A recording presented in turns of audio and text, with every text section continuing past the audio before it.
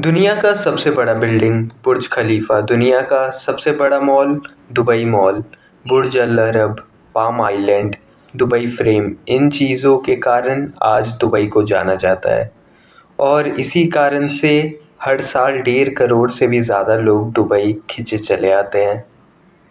आज लोग दुबई को अपने पैसे और लग्जरी के लिए जानते हैं, और ये दुबई हमेशा से ऐसा नहीं था। कुछ टाइम पहले तो दुबई के लोगों के पास खाने को रोटी नहीं था।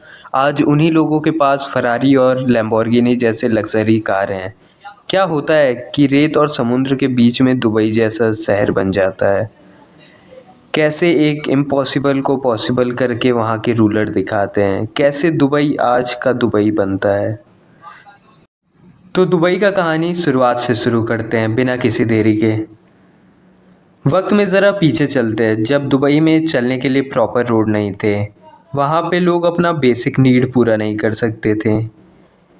यहाँ के लोग अपने गुजारे मछली पकड़ के किया करते थे। और दुबई को बदलने का क्रेडिट जाता है शेख राशिद अल सईद बिन मखदूम को।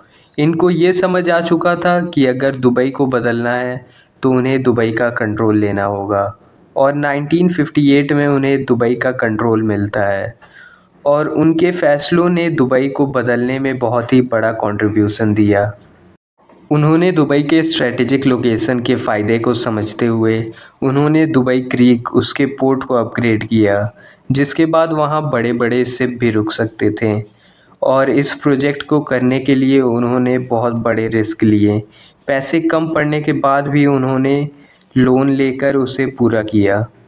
और ये सबसे बड़ा रिस्क था जो दुबई का नसीब बदल के रखने वाला था। या तो दुबई वहाँ से बहुत ऊपर जाने वाला था, या तो डूब जाने वाला था। और शेख राशिद का दुबई क्रीक का प्लान सक्सेसफुल रहा। यहाँ से दुबई का नसीब चमकना शुरू हो चुका था, और दुबई का लक ऐसा साथ दे रहा था कि वहाँ पे तेल का भी खोज हो चुका था। शेख ने तेल का सारा पैसा उनके इंफ्रास्ट्रक्चर को बनाने में लगा डाला। पूरे दुनिया से इंजीनियर, आर्किटेक्ट और लेबर को बुलाया गया, और दुबई का नक्शा ही चेंज कर डाला। लेकिन 1919 में शेख राशिद का डेथ हो जाता है। अब शेख राशिद के बाद उनके गद्दी पे कौन बैठेगा, कौन शेख राशिद के सपने को पूरा करेगा।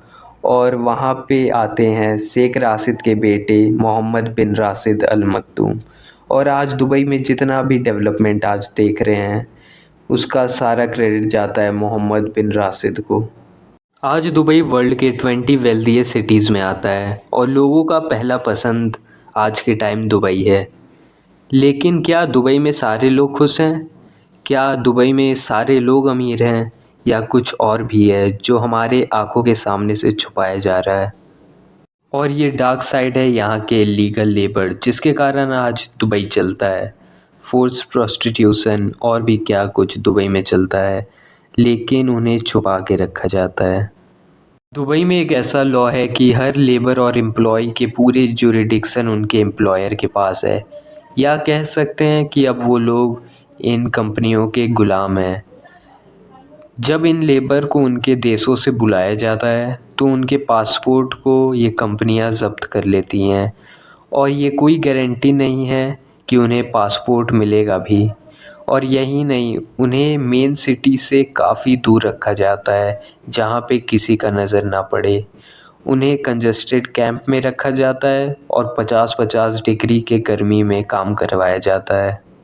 तो बस एक पिक्चर का छोटा सा ट्रेलर है। आज भी दुबई कितना भी मॉडर्न क्यों ना हो जाए, लेकिन आज भी दुबई के रूट्स उसके पास्ट में गड़े हुए हैं। आज भी वहाँ पे फ़ीमेल सेफ़ नहीं है। दुनिया भर से इलीगली फ़ीमेल को लाया जाता है और उनसे प्रोस्टिट्यूशन करवाया जाता है। और यही नहीं, उनके रूलर और शेख की बेटियाँ बीवियाँ भी सेफ़ नहीं हैं। इसका सबसे बड़ा एग्ज़ाम्पल है वहाँ के रूलर की बेटी प्रिंसेस लतीफ़ा, जो वहाँ से भागकर गोवा पहुँच चुकी थी, और उन्होंने बताया उन्हें अपने पिता से कितना ज़्यादा डर लगता है। ये तो बस उस लिस्ट का छोटा सा हिस्सा है, और आप सोच भी नहीं सकते इस लिस्ट में क्या क्या है। और अगर आप कुछ जानते हैं दुबई के बारे में तो आप कमेंट बॉक्स में डाल सकते हैं, और वीडियो को लाइक और सब्सक्राइब ज़रूर करके जाइएगा।